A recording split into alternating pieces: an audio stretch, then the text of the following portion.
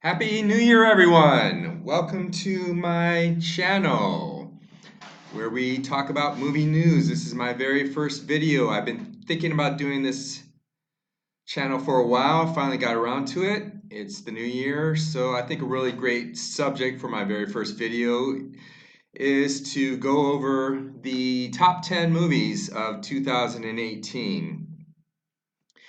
So 2018 was a pretty amazing year for movies. Now, prior to December of 2017, I think only three movies had crossed the $600 million mark in the United States. Those being Avatar, Titanic, and Force Awakens. Oh, excuse me, no. There's also the first Avengers movie and also Jurassic World. I have no idea how that ever happened, but okay, so there's five movies that crossed the $600 million mark prior to December of 2017. Since December of 2017, and actually within the calendar year of 2018, four movies crossed the $600 million mark. Now, one of those movies was a movie that was released right at the end of 2017. I'm sure you all know what I'm talking about. Episode 8, The Last Jedi, Star Wars. It came out on December 15th, the day after my birthday, although the previews came out on my birthday, which is what I did for my birthday in 2017. Went and saw The Last Jedi, but it didn't actually cross the $600 million mark until 2018. And then also in 2018, there were three movies that were released in 2018 and crossed the $600 million mark. Those were Black Panther, Avengers Infinity War, and Incredibles 2. That is so amazing. I mean, just imagine that. Before December 2017, in the entire history of movies, only five movies had crossed the $600 million mark. And in less than 12 months, four movies did that milestone. Absolutely incredible. So the first one, biggest movie of the year is, should I start off with number 10 or? Okay, let's start off with number 1. What the hell? Black Panther. Okay. Made $700 million, just over $700 million. I remember I was tracking the box office of this movie early in the year, and I was thinking it probably wasn't going to make 700 million. I think it made a lot of its money in the second run theater and just barely made it over that big milestone. And, as I said, so total now, I think we have 9 movies that have crossed the $600 million mark, but still, only 3 movies have crossed this big milestone. Black Panther is the third one. The other two are, the first one was Avatar, second one was Force Awakens. And Black Panther had an opening weekend of $202 million. And when was it released? February 16th. I mean, that is definitely the biggest opening for African American director, Ryan Coogler. Absolutely amazing director. Directed Creed, which I'm also a big fan of. And yeah, it's by far the biggest opening for an African American director. And $700 million. I mean, it's the third highest grossing movie of all time. So, of course, the highest grossing movie for an African American director. I mean, I don't even think there's ever been a movie that's grossed $200 million that was directed by an African American. See if it's listed here, maybe. Probably not. But, yeah. But to do this being released in February. I mean, it used to be you only got numbers even close to this from like May to June. And I remember when The Force Awakens came out and made almost $250 million in its opening weekend in December. That pretty much shocked me. I think the previous highest grossing opening weekend was Avatar, which opened at around 75 million, something like that. And see if it has its comparables for February. Okay, well, opening weekends for February here.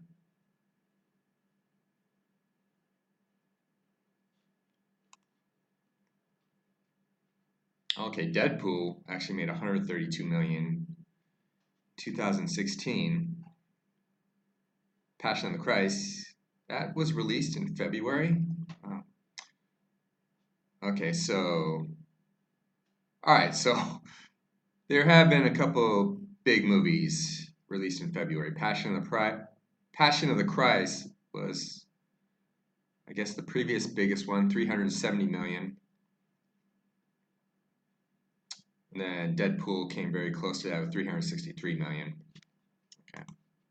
Still, that's those are some really, really amazing numbers there.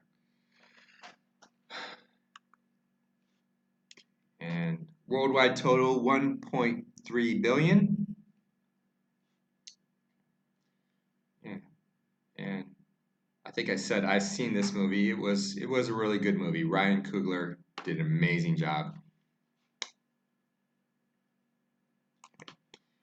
And number 2 is Avengers Infinity War at 678 million, almost 679 million. And came out in April, opened at 257 million, which broke the Force Awakens opening weekend record. So it has the biggest opening of all time. Global total just over $2 billion. I believe only 2 other movies have made over $2 billion. That's, let's see. Oh, I guess 3 movies. But, oh, yes, of course. So, Infinity War is just the 4th movie to make over $2 billion. The other 3, Star Wars, The Force Awakens, Titanic, and Avatar. Of course, Titanic didn't cross the $2 billion mark until it got re-released. So Avengers Infinity War is actually the 3rd movie to do it in its first release. Okay. And I also saw this movie and it was really, really good. It's my favorite Marvel movie. I was a little concerned about this movie for, well, mainly the thing is, you know, the first 2 Avengers movies were directed by Joss Whedon, and the first one was awesome. Second one was okay, very disappointing. But this one was directed by the Russo brothers, who directed the last 2 Captain America movies. And I loved what they did with the Winter Soldier, but I was not very impressed at all with Civil War. And you know, kind of feels like this movie actually should have made a little bit more money. I mean, even though it's the only the 3rd movie to make $2 billion in its first release, I think it should have made more domestically. I mean, it had Black Panther in it, who just got done making $700 million. Also, the Guardians of the Galaxy. And Marvel has been building up to this for 10 years. And I don't think it actually even sold more tickets than the first Avengers movie did. Let me see. Yeah, so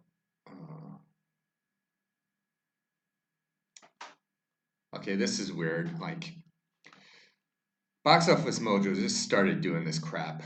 I just noticed this. I thought it was a fluke with another series I was looking at the other day. Guess maybe you have to be a premium member now to see the adjusted for inflation numbers. But as you can see here, the first Avengers is actually ahead of Infinity War in terms of inflation. Okay. But of course, worldwide, I think even with inflation, it might be a little bit ahead of the first Avengers. But it was really, really good, and I'm surprised it didn't make more money, even though it made a huge amount of money. But surprised it didn't make more. Okay. And number 3 is Incredibles 2. $608 million. Unbelievable. I think the first one made about $250 million, came out in 2005, I believe. And so 13 years in between sequels. I don't know why it took them so long. I mean, I have not seen this one. I saw the first one. I loved it.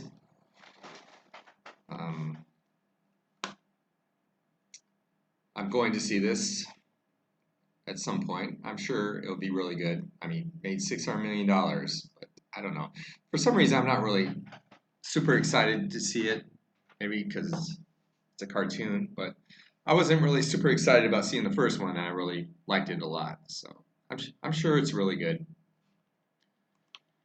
And number 4, Jurassic World 2: Fallen Kingdom, 416 million, quite a bit lower than what the previous one made. The previous one made like 650 million, an opening of 148 million. I remember the first one opened up at over $200 million.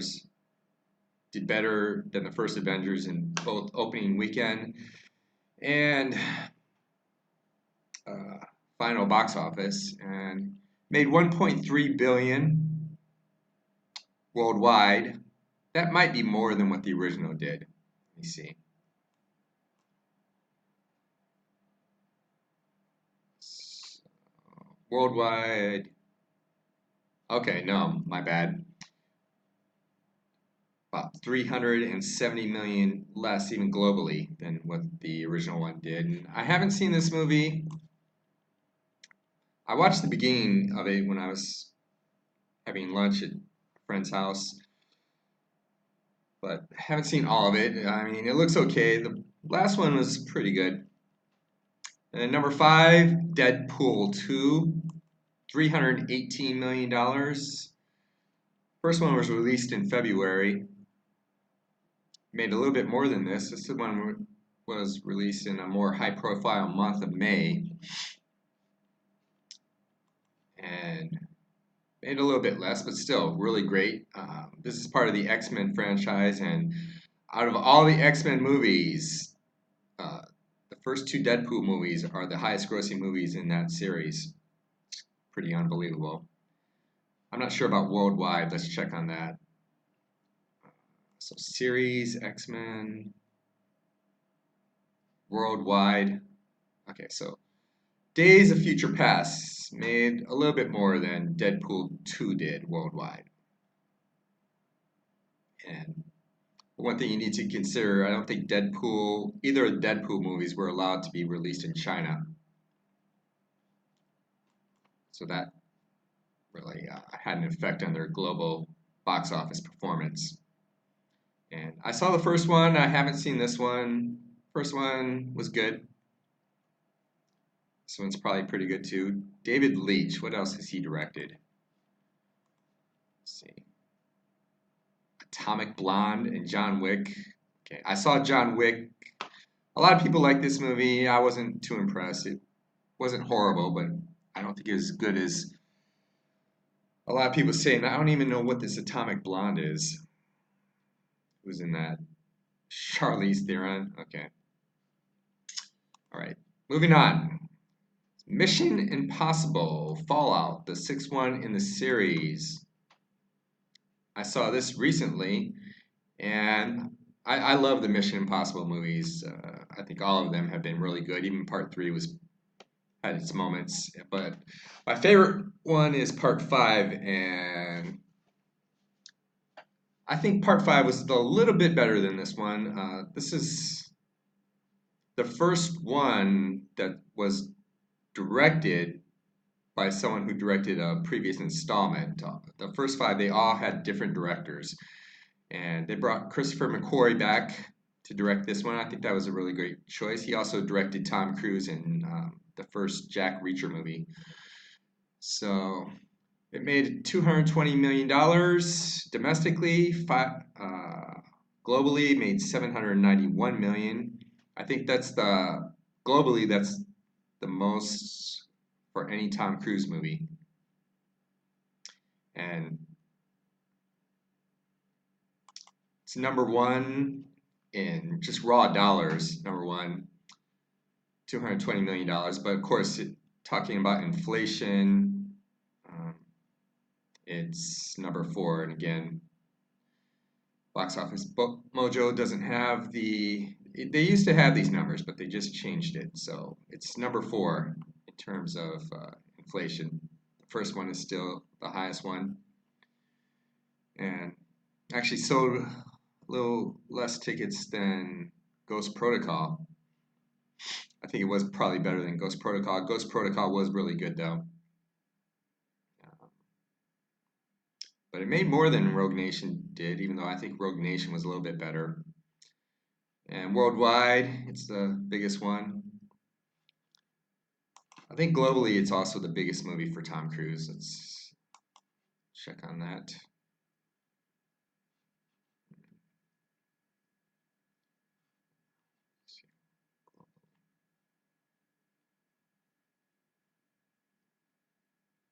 Yeah. And Ghost Protocol is number two. Rogue Nation is number three. So his top three movies globally are the last three Mission Impossible movies. So I'm sure Part 7 is right around the corner. I think this was like the shortest gap in between Mission Impossible movies. It came out just actually less than 3 years after the first one, after the last one. The last one came out in August of 2015. Check, see the release dates here.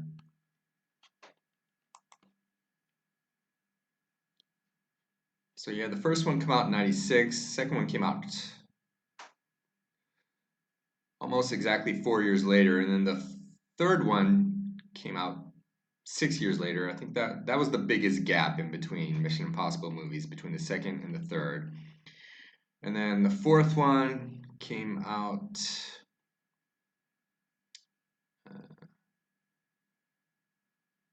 what is that? About 5.5 years later. So man, they really took their time. Only came out with two movies, two more installments in 11 years after the second one. But then they started coming out more frequently. I guess maybe because Tom Cruise was starting to lose his star power. So the fifth one came out about 3 years and 7.5 months after the fourth one, and then it came out right the last day of July, not in August, but still. Okay, so but still, Fallout came out a little less than 3 years later, so definitely the smallest gap in between sequels. And number 8 is Ant-Man and the Wasp, $216 million. And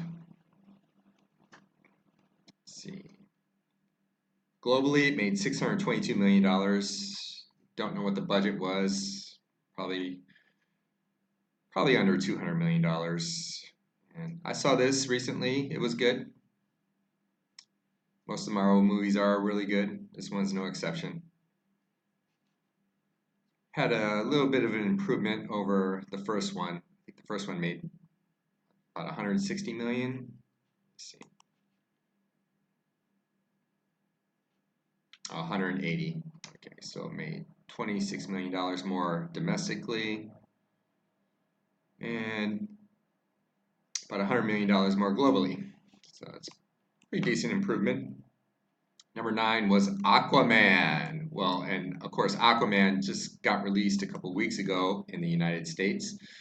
I am actually living in China, and it was released 2 weeks earlier here, so I got to see it before it was released in America, and I absolutely love this movie. Look at this, $800 million worldwide, and I think it's been less than a month since it was released in China, and I'm pretty sure this makes it globally the biggest DC expanded universe movie.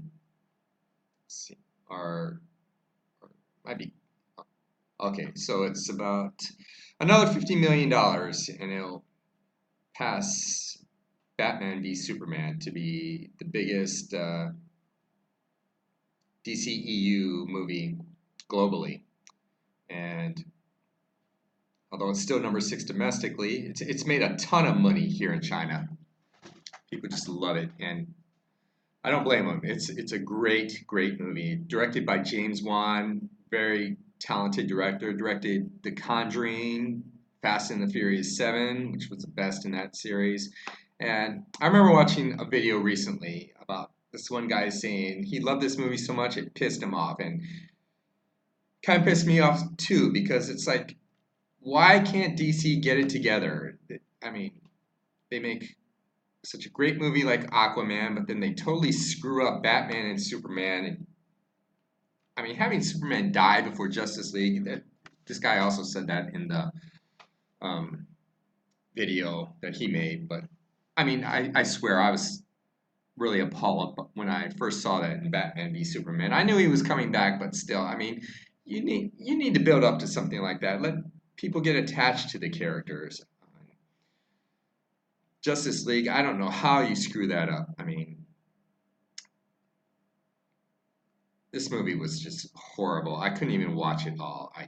I mean, that's how bad it was. I don't even think I got to the point where Superman comes back. It's so disappointing. But it's like I've said it for a while. I think Warner Brothers, they're like the Michael Scott of movie studios. They make these moves that they think is so clever. They're so proud of themselves, but then they're just being total idiots. Like, hey, let's get a guy in his 40s to play the new Batman. And let's kill off Superman in his second movie. Let's have an entire army of Kryptonians fighting Superman in Man of Steel 1. Let's get Doomsday in the second DCEU. Uh, you know, Aquaman should have came out before Justice League, but anyway, Aquaman was awesome. It was fantastic. I'm sure it's looking like it's probably gonna break the $1 billion mark. Um, I've heard other people say Jason Momoa is a perfect Aquaman. I'm not sure about that. He does a really great job, but I think maybe they could have found somebody a little better that more resembles the Aquaman that I grew up watching in the Super Friends cartoons. Showing my age now. Ha ha ha. Okay, and number 10 is Solo, a Star Wars movie, $213 million.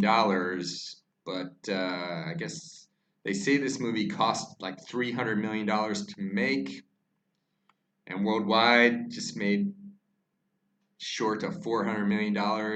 Big disappointment. I mean, I saw this movie. I mean, it was okay. It wasn't horrible, but I actually think it was probably better than Rogue One. I was really disappointed by Rogue One.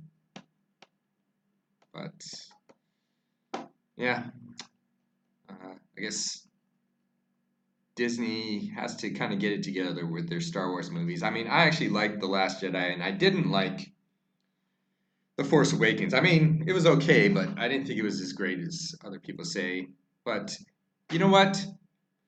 At the end of the day, any Star Wars movie is better than no Star Wars movie at all. I mean, for Disney to get Harrison Ford to come back to play Han Solo after 30 years, that was an absolute miracle. So they do deserve some credit for that. But anyway, I think that'll do it for this video. Hope to see you next time. There you go. That's the top 10 movies domestically. And